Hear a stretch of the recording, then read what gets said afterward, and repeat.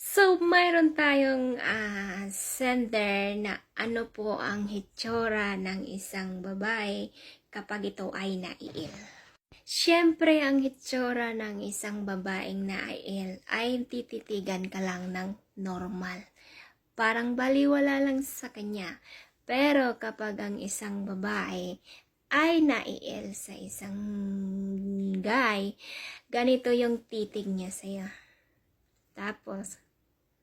Tapos, may paganon. So, kapag sobra na talaga silang naiil, alam mo ba yung titig nila? Ganito na.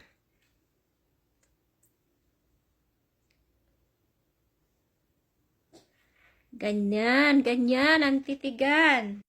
Dahil hindi na nila makontrol yung kanilang nararamdaman kapag sila ay naiil. Pero hindi lahat ng babae ay ganyan yung hitsura kapag sila ay naiil. Meron ibang mga babae na dadaanin nila sa aksyon, sa pananamit, sa pagsusuot ng mga sexing damit, dyan. Yung bang tipong na inaano kayo nila, na inaakit nila kayo.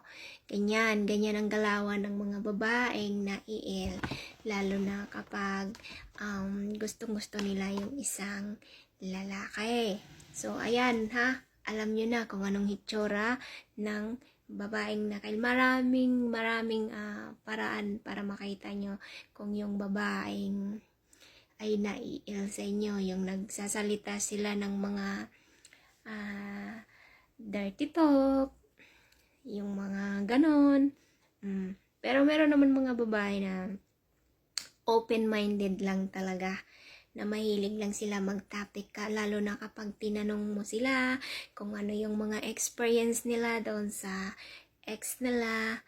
So, ganon. Pero kadalasan talaga ng mga babaeng naiil ay nag-iiba yung aura.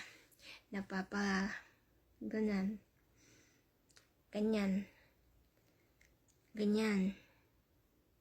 O, diba?